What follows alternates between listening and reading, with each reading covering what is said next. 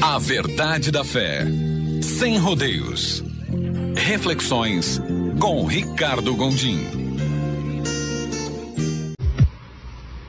Lucas 5:17. Certo dia, quando ele ensinava, estavam sentados ali fariseus e mestres da lei, procedentes de todos os povoados da Galiléia, da Judéia e de Jerusalém. E o poder do Senhor estava com ele para curar os doentes. Vieram alguns homens trazendo um paralítico numa maca e tentaram fazê-lo entrar na casa para colocá-lo diante de Jesus. Não conseguindo fazer isso por causa da multidão, subiram ao terraço e o baixaram em sua maca através de uma abertura até o meio da multidão, bem em frente de Jesus. Vendo a fé que eles tinham, Jesus disse: Homem, os seus pecados estão perdoados. Os fariseus e os mestres da lei começaram a pensar: quem é esse que blasfema? Quem pode perdoar pecados a não ser somente Deus? Jesus, sabendo o que eles estavam pensando, perguntou: por que vocês estão pensando assim?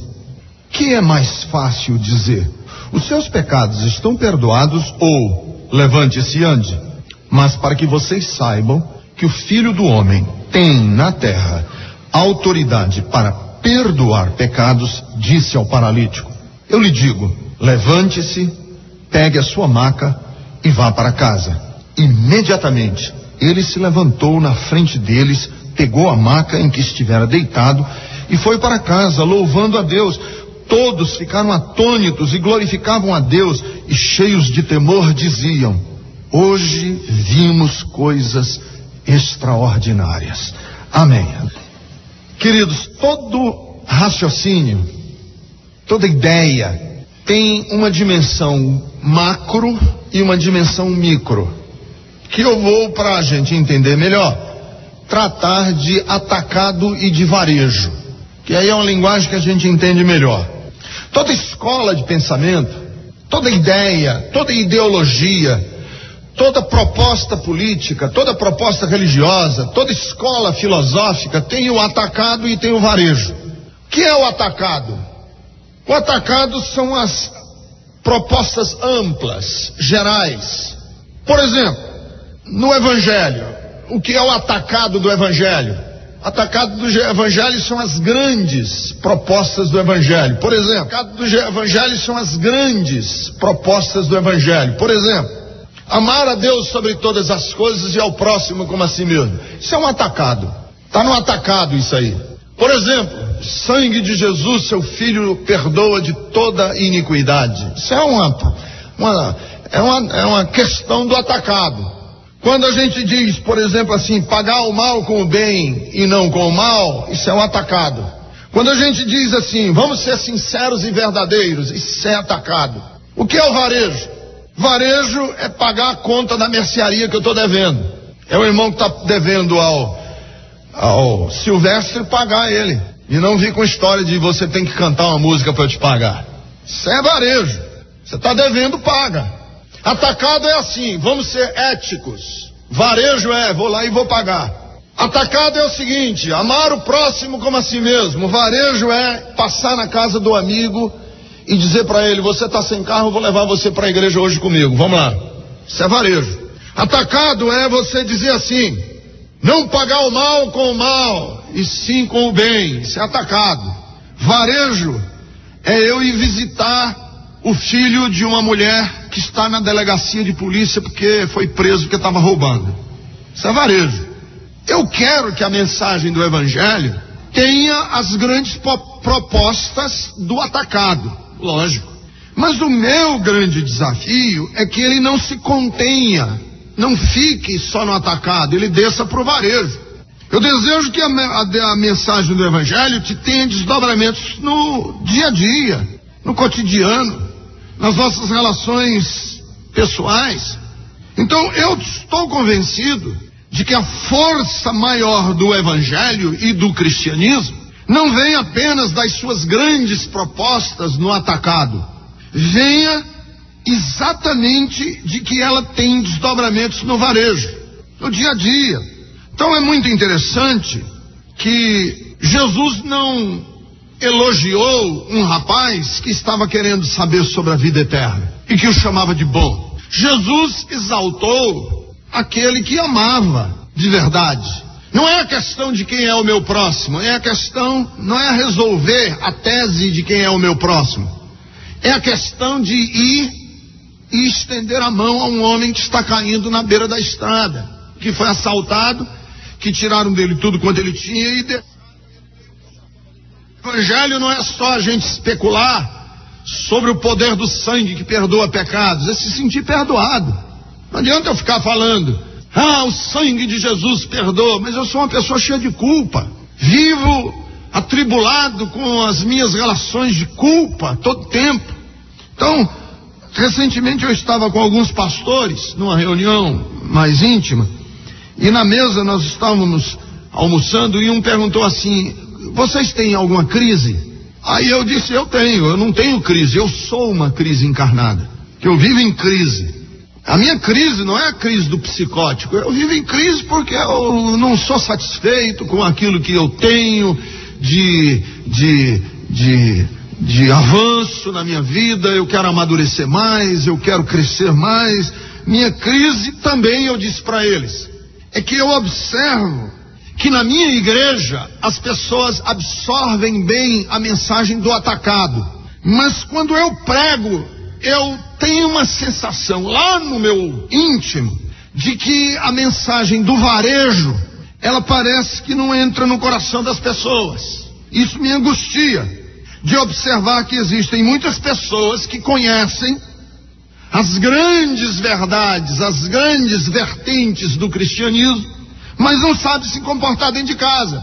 Sabem recitar os grandes temas da Bíblia, mas não sabem lidar nas suas relações pessoais, íntimas, verdadeiras.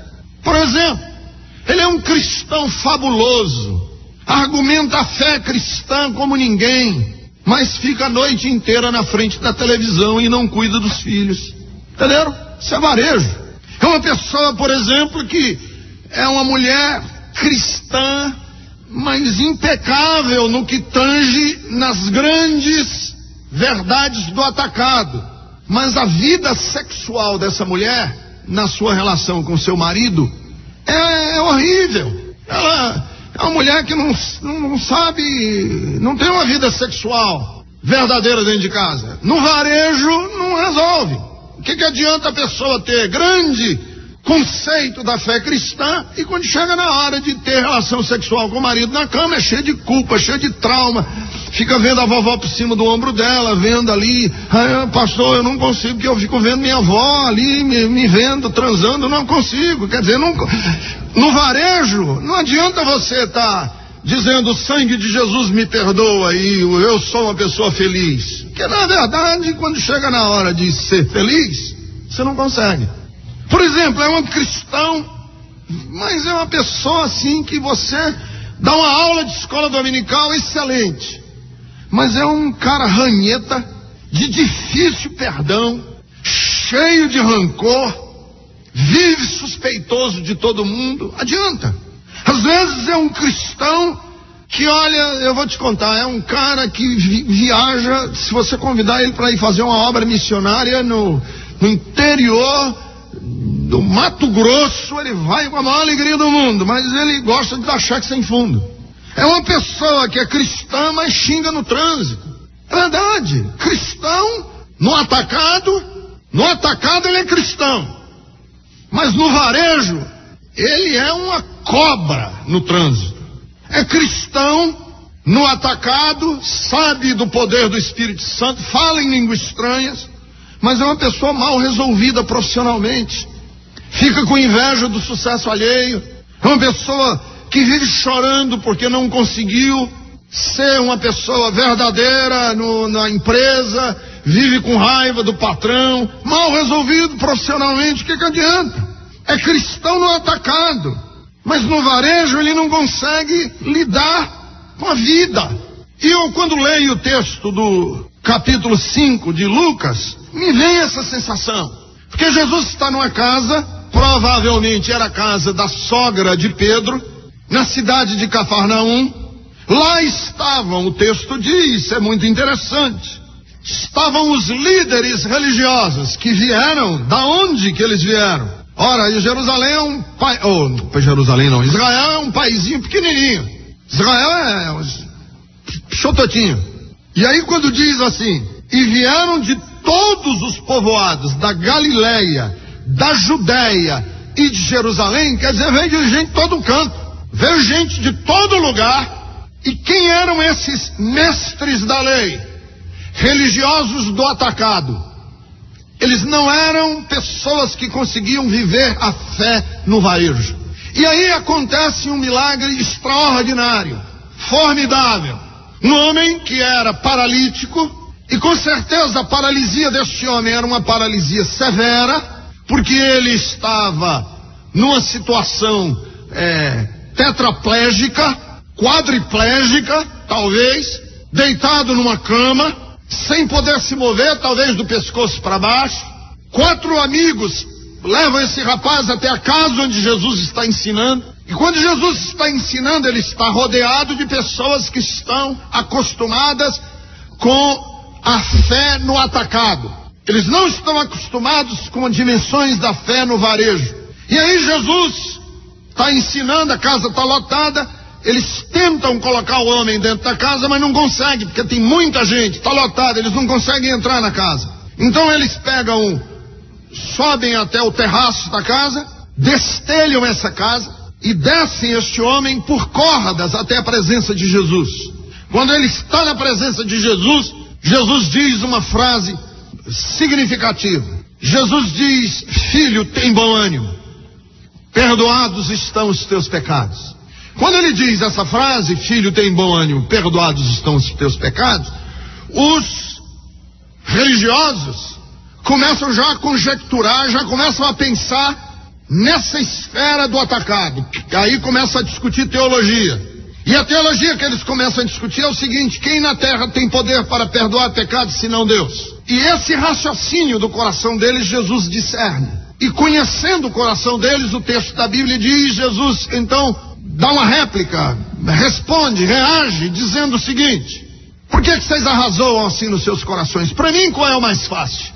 Dizer a este homem, perdoados estão os teus pecados? Ou dizer para ele, levanta-te e anda, toma tua cama e anda? Para que vocês saibam que o Filho do Homem tem poder na terra de perdoar pecados, a ti te digo. E ele então diz, levanta-te, toma tua cama e vai para tua casa. O homem pega a cama, põe ao lado de pessoas que estão acostumadas com a fé no atacado. Eles não estão acostumados com as dimensões da fé no varejo. E aí Jesus está ensinando, a casa está lotada. Eles tentam colocar o homem dentro da casa, mas não conseguem, porque tem muita gente, está lotado, eles não conseguem entrar na casa. Então eles sobem até o terraço da casa, destelham essa casa e descem este homem por cordas até a presença de Jesus. Quando ele está na presença de Jesus, Jesus diz uma frase significativa.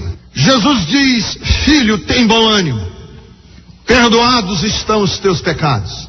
Quando ele diz essa frase, filho, tem bom ânimo, perdoados estão os teus pecados, os religiosos começam já a conjecturar, já começam a pensar nessa esfera do atacado. Aí começa a discutir teologia. E a teologia que eles começam a discutir é o seguinte: quem na terra tem poder para perdoar pecados senão Deus? E esse raciocínio do coração deles, Jesus discerne. E conhecendo o coração deles, o texto da Bíblia diz, Jesus então dá uma réplica, responde, reage, dizendo o seguinte: por que vocês arrazoam assim nos seus corações? Para mim, qual é o mais fácil? Dizer a este homem, perdoados estão os teus pecados? Ou dizer para ele, levanta-te e anda, toma tua cama e anda? Para que vocês saibam que o Filho do Homem tem poder na terra de perdoar pecados, a ti te digo. E ele então diz, levanta-te, toma tua cama e vai para tua casa. O homem pega a cama, põe a cama nos ombros e vai embora para casa. E o povo fica atônito, cheio de espanto e maravilhado com aquilo que aconteceu, dizendo, coisas extraordinárias nós acabamos de ver. Então digamos o seguinte, que a questão do perdão do paralítico, para eles era uma questão do atacado, que a cura do paralítico é a questão do varejo. Porque a questão do perdão do paralítico é subjetiva, é teológica, é argumentativa, é passível de discussão. A do varejo, o homem andou e caminhou, não tem como ser contestada.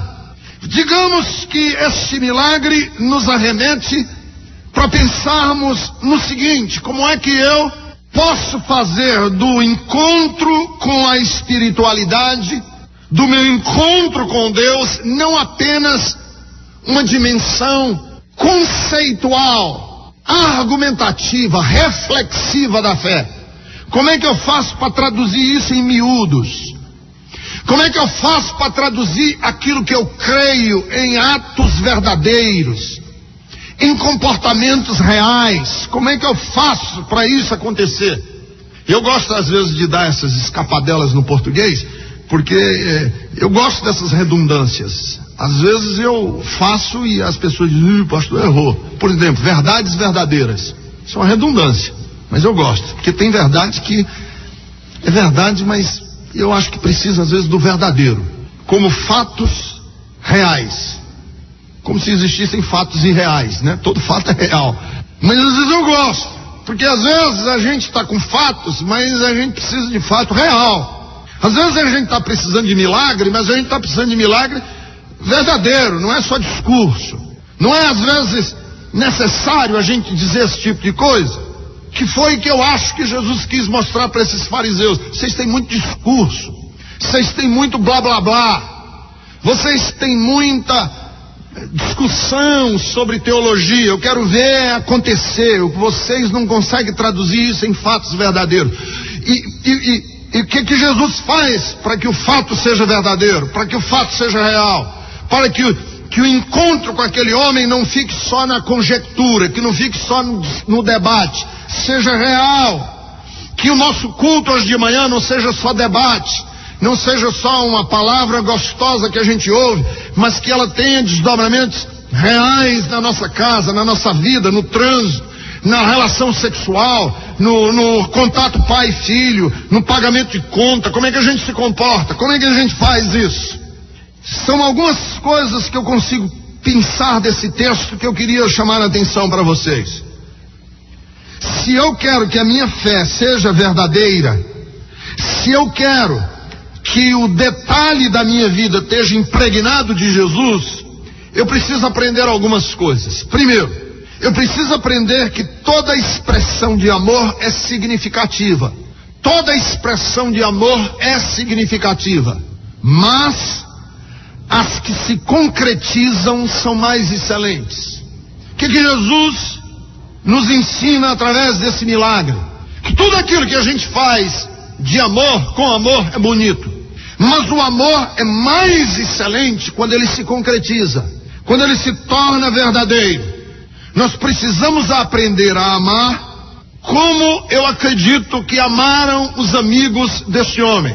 E eu acredito que foi o amor desses amigos que sensibilizou o coração de Jesus. Eu acredito que foi a oportunidade clara, visível, que estes amigos deram no encontro em que Jesus estava com vários religiosos. E aí Jesus quis dizer assim: olha, vocês são muito religiosos.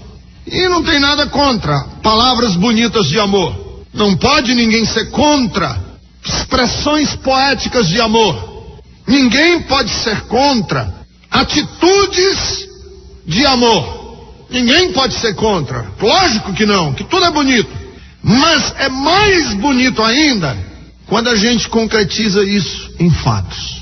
Que Jesus, eu acho que queria dizer para esses fariseus o seguinte: olha, vocês têm muitas palavras bonitas de amor, e a religião de vocês tem muita coisa bela de amor, e tem mesmo. Mas amor foram desses 4 amigos que foram lá na casa do outro, pegaram esse amigo numa cama, levaram esse amigo nas costas pela rua da cidade, foram até onde estava Jesus e a multidão, viram que não podia entrar. E eu tenho certeza que um deles deve ter dito, porque sempre tem num grupo assim, pelo menos de 4, um que diga assim: ah, não deu, hoje não deu, a gente passa aqui amanhã. Mas os outros devem ter dito: não, vamos tentar. E um outro disse o seguinte: vamos subir no telhado.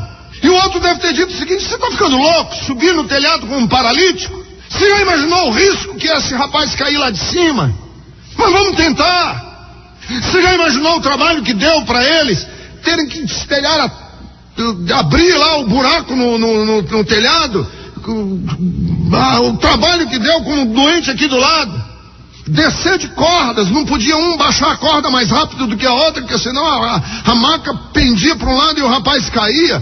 O trabalho que deu, e aí o rapaz chega na presença de Jesus, e eu acredito que o amor daqueles amigos, porque a Bíblia diz assim, Jesus vendo não a fé do doente, a Bíblia diz assim, que Jesus viu a fé dos amigos, vendo a fé dos amigos. E que fé é esta? É uma fé que crê? Não, é uma fé que age. Que fé é esta? É uma fé que especula? Não, é uma fé que toma atitudes concretas.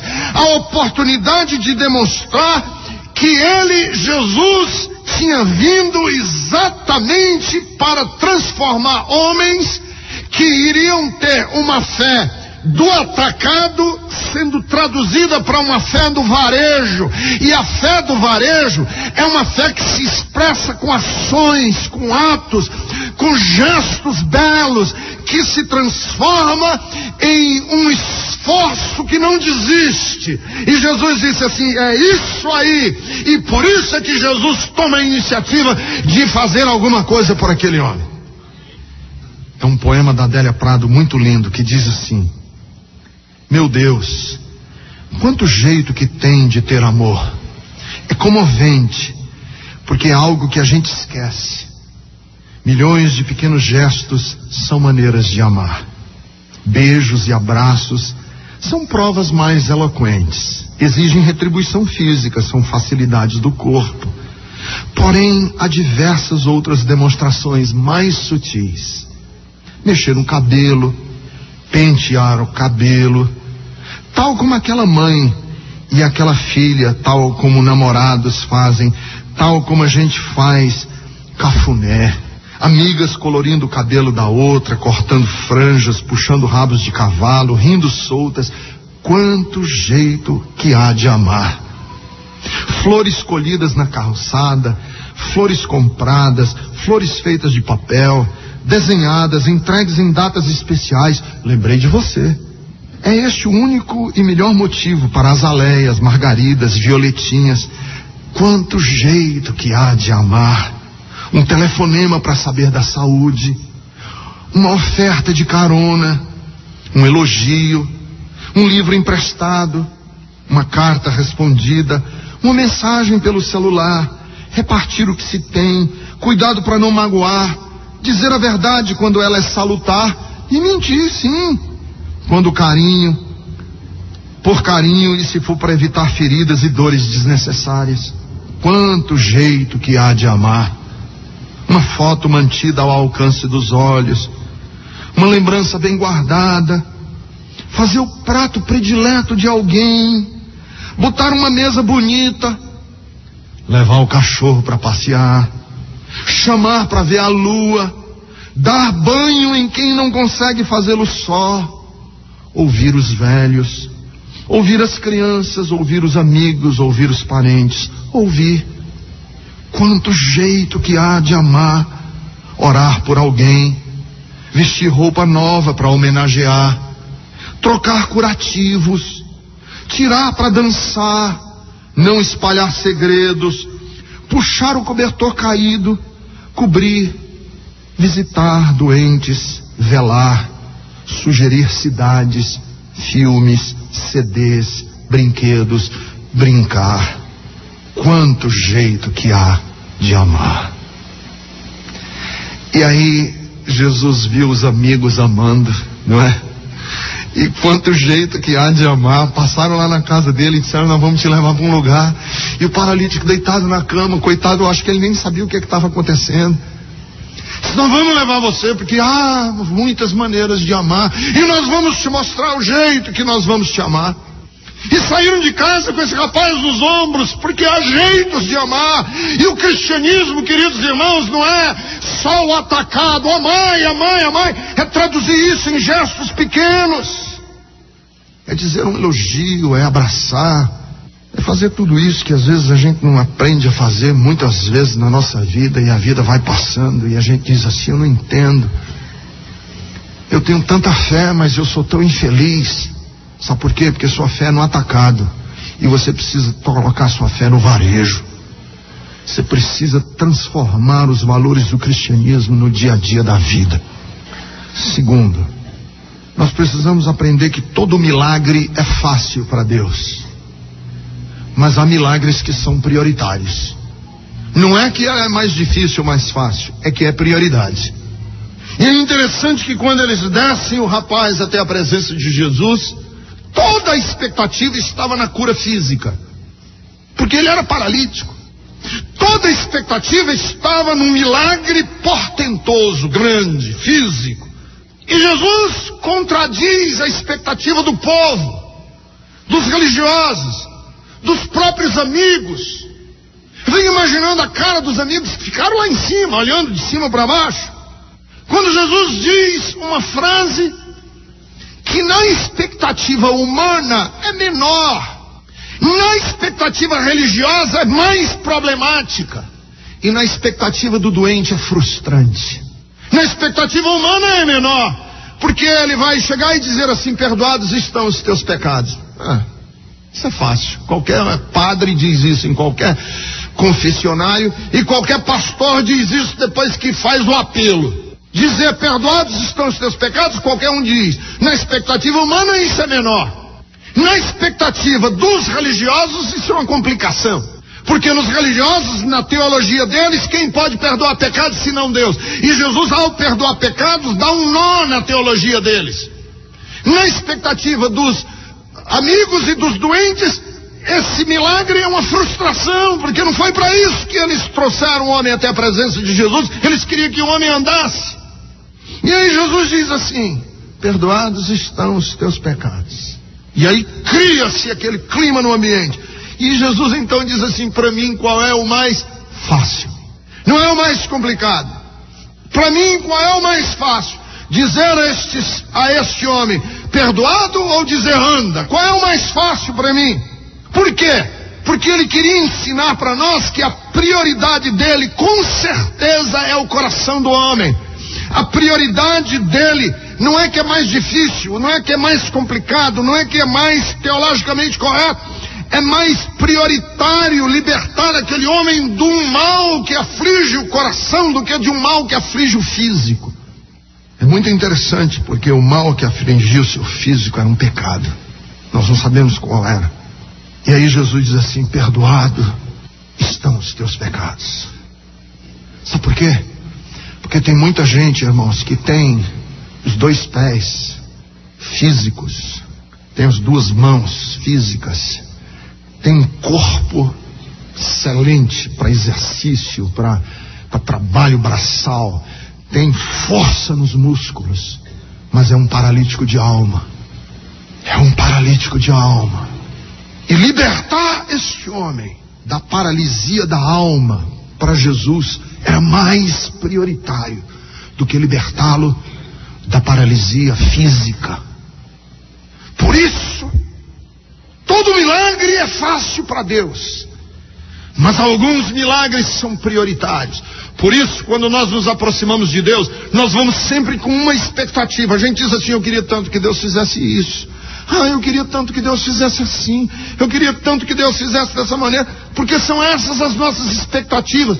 Mas nas categorias prioritárias de Deus, quando Deus estabelece as prioridades dele, as prioridades de Deus são muito diferentes das nossas muitas vezes.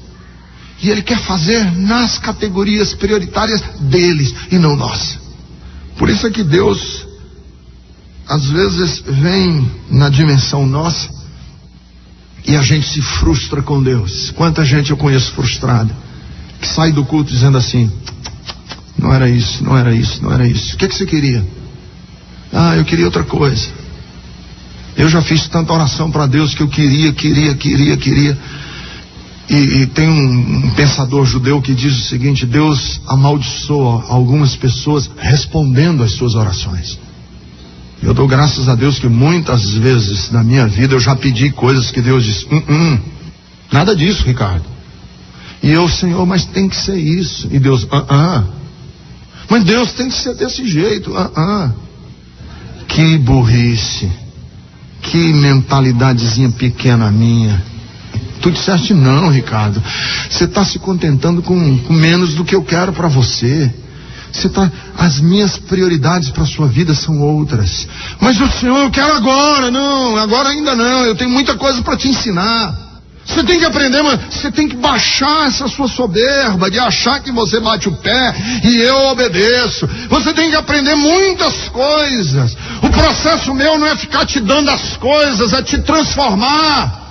O processo que eu quero fazer na sua vida não é cada vez que você aperta o botão, o céu se abre e vem os anjos no seu socorro e faz de você um menino voluntarioso, cheio de vontade. Não é isso que eu quero para você. Eu tenho outros projetos para a sua vida.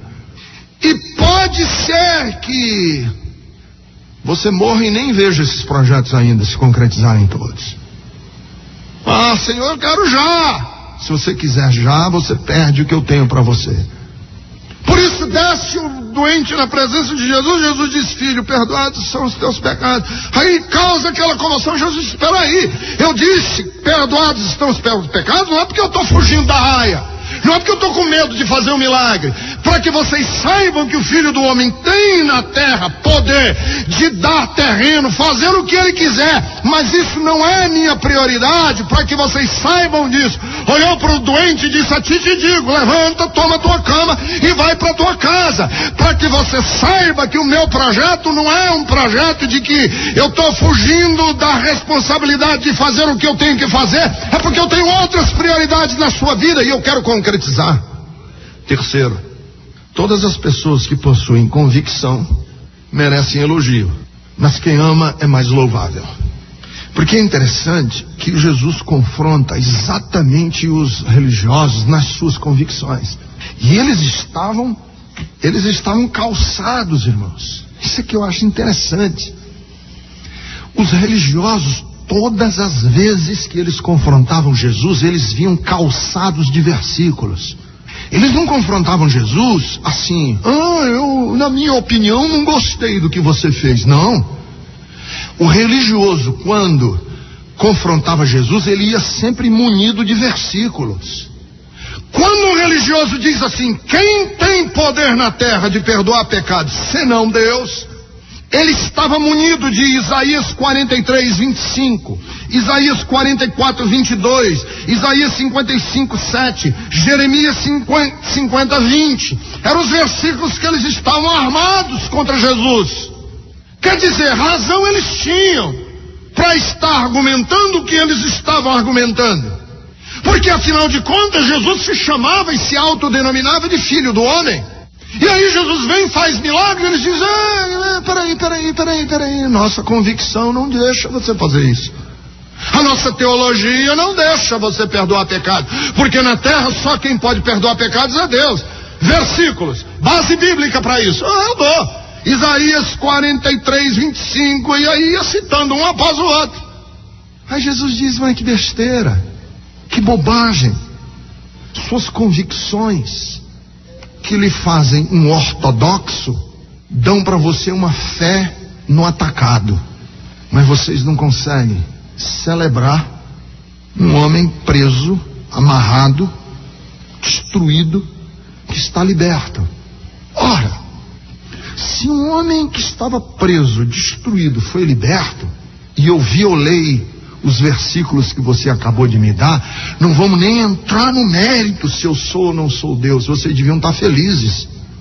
Vamos nem entrar no mérito se eu sou Deus ou se eu não sou Deus.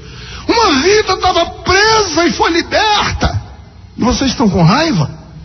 Uma vida que estava escravizada está livre e você está chateado com isso? Que fé que gera em nós pessoas fundamentalistas, mas que não amam, Que é isso? Que tipo de fé é essa? Não, é legal você ter convicção, mas as suas convicções estão fazendo de você um melhor pai? Não é legal você ter um monte de certeza bíblica, mas a minha pergunta é a seguinte: as suas certezas bíblicas estão fazendo de você um homem honesto nas suas relações de trabalho amanhã de manhã? Ou você está enrolando o seu chefe e roubando coisas dele? É isso que a gente tem que fazer. A nossa vida de fé não pode se restringir aos ambientes religiosos em que as grandes temáticas são dadas.